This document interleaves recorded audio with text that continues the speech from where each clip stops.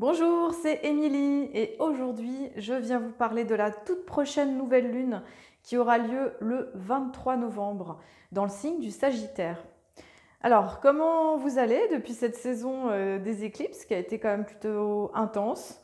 Le 25 octobre, donc on a eu une solaire partielle et le 8 novembre, on a eu une lunaire totale visible plutôt du côté du Pacifique. Alors ça a bien remué l'axe taureau-scorpion en lien avec le nœud nord et le nœud sud, c'est-à-dire la direction vers laquelle on doit aller et les énergies qu'on doit lâcher. Et c'est vrai qu'il y a eu un beau remue-ménage des énergies pour nous inviter à lâcher le passé, à mourir à des situations pour pouvoir justement renaître vers du nouveau, quelque chose qui nous correspond mieux vibratoirement, énergétiquement. Lâcher l'ancien pour se transformer et être dans cette évolution de conscience et d'être. Alors cette nouvelle lune en Sagittaire, elle vient amener un souffle nouveau, j'ai envie de dire, parce que on achève l'énergie du Scorpion. Donc on commence le Sagittaire le 23 novembre. Donc, il y a une autre couleur qui arrive. Cette couleur en lien, c'est un signe de feu, c'est un signe représenté par un centaure qui décoche une flèche, c'est une flèche, c'est une quête qui ne s'arrête jamais, qui nous met en lien avec des dimensions de conscience, d'évolution, d'expansion, de philosophie, de sagesse, de voyage, et qui amène une forme d'optimisme. Le Scorpion nous a fait traverser, alors je ne sais pas comment pour vous ça a été, parce que c'est quand même une période toujours un peu intense, puis là on a eu en plus des éclipses, donc c'est venu accélérer des processus de mort-renaissance, de transformation. Alors voilà, le Scorpion, lui, nous a encouragés à être dans nos profondeurs, traverser nos obscurités, aller voir ce qui ne marche pas, nous mettre face à nous-mêmes, en fait, avec beaucoup de lucidité, avec beaucoup de clairvoyance, de voir vraiment ce qui fonctionne pas. Et là, du coup, ça va nous aider justement à amener une nouvelle dimension d'être pendant une lune et nous donner des espoirs nouveaux. Un espoir nouveau. Alors déjà, pour commencer, donc on n'est pas encore dans la période Sagittaire, nous finissons le Scorpion. Donc aujourd'hui, on est le mercredi 16 novembre. Vénus passe en Sagittaire. Demain, Mercure passe en Sagittaire. On a tout un trigone aussi entre Vénus et Neptune qui amène une énergie de douceur et qui amène un petit peu plus de tranquillité si on sait justement accueillir ce rite. Alors, qu'est-ce qui se passe au moment de cette nouvelle lune? Donc, le soleil et la lune se retrouvent dans le signe du Sagittaire à 1 degré. Donc, on est vraiment, la nouvelle lune, elle commence quasiment au moment où le signe rentre, où on rentre dans le signe du Sagittaire. Voilà, c'est vraiment tout frais, tout neuf. Et donc, soleil-lune qui est un petit peu plus loin, Vénus et Mercure dans le signe du Sagittaire. Donc, on appelle ça le stellium. Il y a cette énergie entre la conscience, le côté émotionnel là, qui va être là pendant une lune pour nous inviter justement à grandir, pour nous inviter à, je dirais, à intégrer en fait ce qui a été montré lors des éclipses ou vécu ou dans votre corps, ça dépend de ce que vous avez traversé. On a un petit peu tous les cas de figure, mais il peut se passer beaucoup de prise de conscience. Pourquoi pas, moi je sais que j'ai eu des symptômes un peu grippaux, genre Covid, mais je savais que c'était une détox propre justement à l'énergie de l'éclipse pour m'aider justement à me débarrasser d'énergie ancienne. Et là, le Sagittaire, il va aider justement à se dire, bon, ça c'est ce qui a été montré, comment quelque part on peut tisser une toile de fond pour avancer dans la direction, parce que le Sagittaire, c'est ça, il décoche sa flèche, il nous montre la direction un petit peu de ce feu sacré pour nous aider justement à évoluer dans une forme de conscience pour expanser, pour grandir, pour aller plus loin. Vénus et Mercure qui sont aussi dans le signe du Sagittaire, donc là à 9 et 10 degrés au moment de la nouvelle lune, amènent une dimension justement d'amour, de communication, d'expansion. Donc on a eu la Vénus et Mercure qui étaient dans le Scorpion, qui nous a montré certainement des mécanismes intérieurs, peut-être liés à notre vie affective, peut-être liés à des choses peut-être qu'on ne voulait pas forcément voir, au niveau, peut-être ça peut être au niveau financier, ça peut être au niveau de notre créativité, au niveau de notre ancrage ça a forcément amené une remise en question, en tout cas une lecture finalement peut-être de fonctionnement à l'intérieur de nous. Et c'est vrai que cette Vénus Sagittaire, elle a un petit côté sympa parce que elle va nous donner envie, c'est un signe de feu, peut-être de sortir, peut-être de rencontrer des gens, d'être dans quelque chose où on va s'aider à grandir avec notre conscience pour aller plus loin, pour justement grandir mutuellement avec d'autres. Et ça passe aussi par Mercure, par les échanges, par le partage d'une philosophie de vie, de se donner des informations peut-être qui vont nous aider à évoluer, à apprendre, parce qu'il y a cette notion aussi d'apprentissage, de transmission pour justement se déployer et grandir et aller plus loin. Alors, au moment de cette nouvelle lune, le symbole Sabian, donc je vous lis juste il est assez court justement, donc il est à 2 degrés, enfin 1 degré 38, 1 degré 38, mais j'ai conscience. Alors, c'est la tempête soulève l'écume des vagues sur l'océan, la mobilisation d'énergie inconsciente sous la pression de motivation suprapersonnelle. Le vent et la mer nous inspirent par la beauté de leur jeu permanent. Dans le symbolisme, le vent est associé au dynamisme spirituel, l'effervescence d'énergie profonde que ce dynamisme engendre obéit à des rythmes cosmiques et suprapersonnels dont la force est irrésistible. Alors, ce tableau, il nous aide justement à voir comment la présente image parle d'élévation par un rythme intense. Donc ça nous parle quelque part de rythme en fait qui va au-delà de nous, quelque part cette intervention du divin, de la nature, et qui va quelque part, nous emmène quelque part pour nous aider justement finalement à dépasser cette volonté de l'ego, du mental.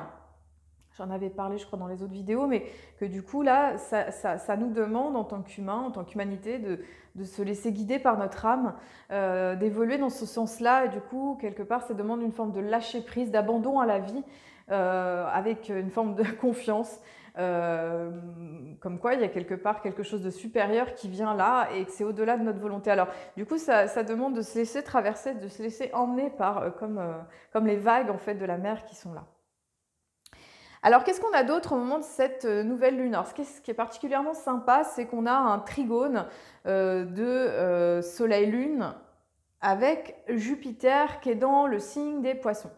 Donc une nouvelle lune avec Jupiter, c'est super, ça veut dire que souvent il va y avoir quelque chose qui va nous aider à grandir, à évoluer, à grandir, à être dans quelque chose qui nous porte, quelque chose qui nous élève et qui nous aide. Je ne sais pas si vous ressentez ça, c'est comme s'il y a eu cette énergie quelque part de purification, nettoyage très propre au Scorpion, de mort, renaissance. Et c'est comme si maintenant il y avait des éléments nouveaux qui étaient présentés dans nos vies mutuelles.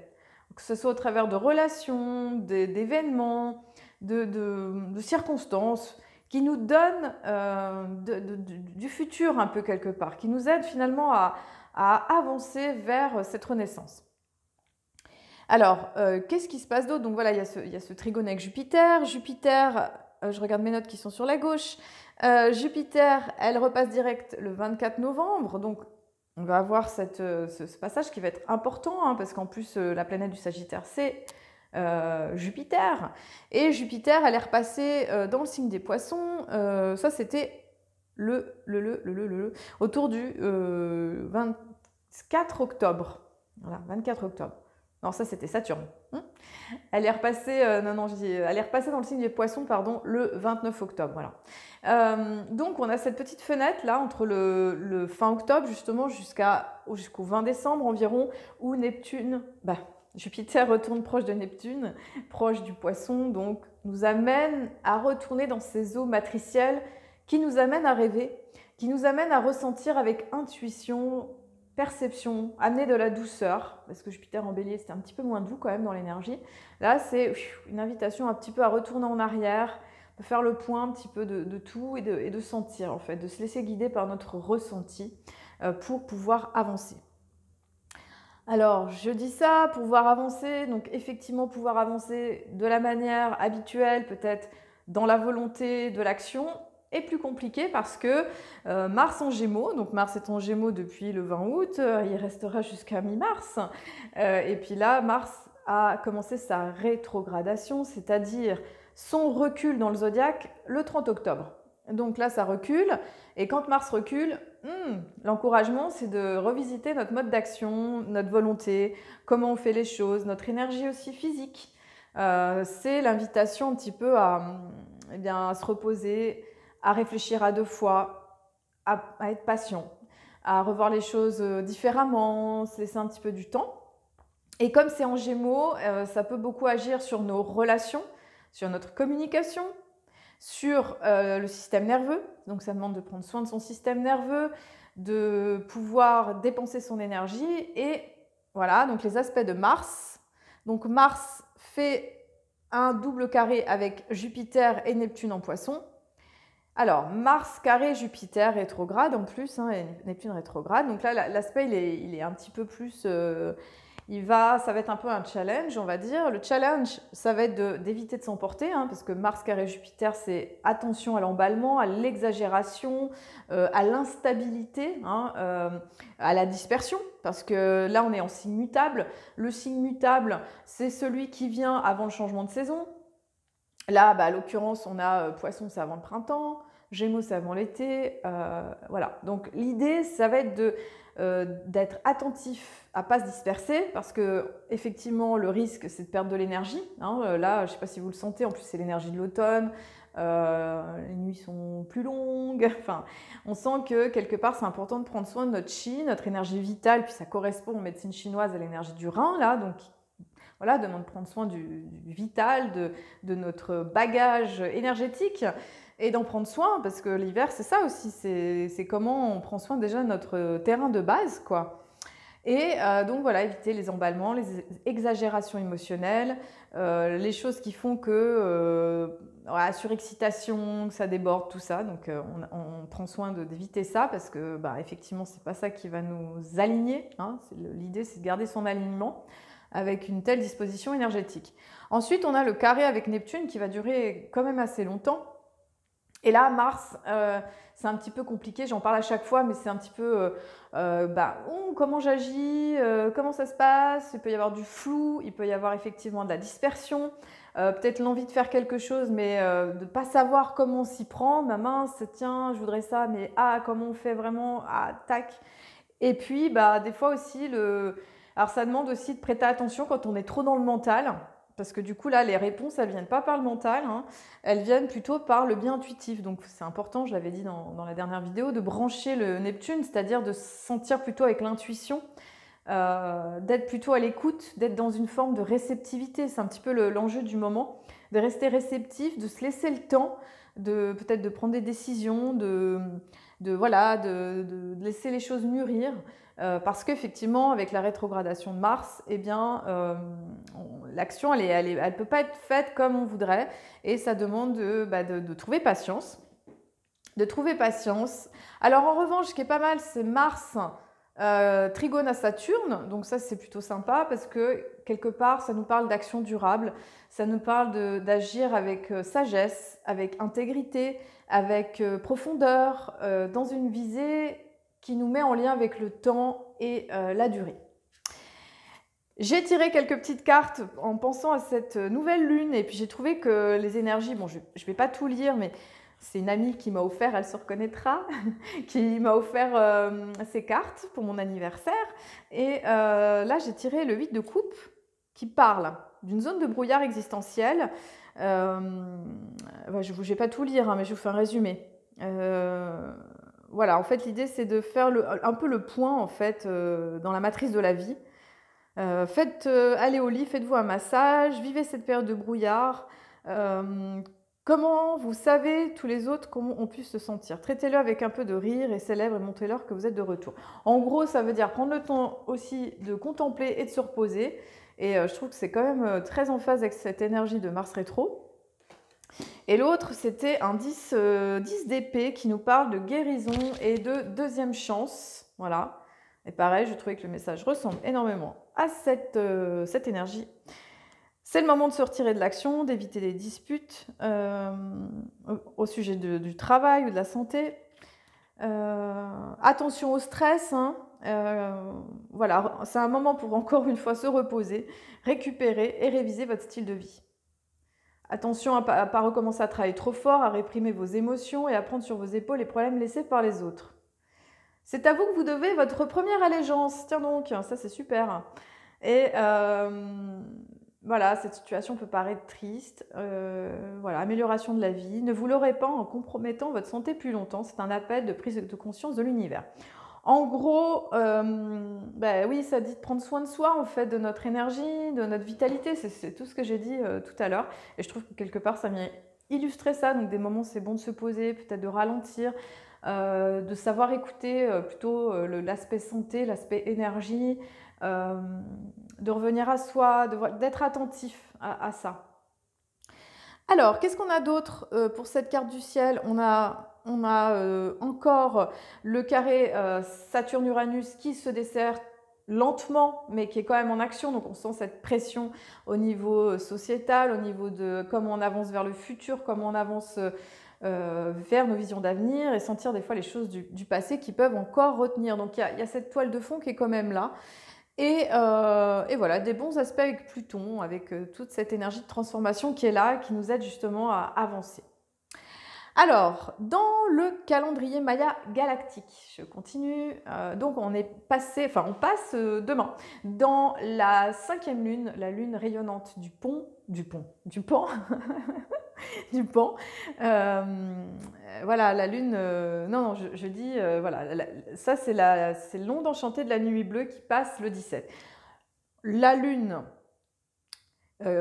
qui nous permet de rayonner, là, qui nous permet d'être dans notre commandement qui est harmonique, justement, elle commence le 15 novembre. Le 15 novembre, voilà, désolée.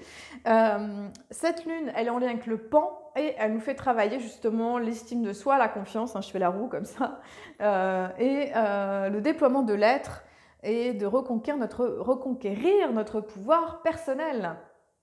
Voilà, et elle nous demande d'éliminer les attachements.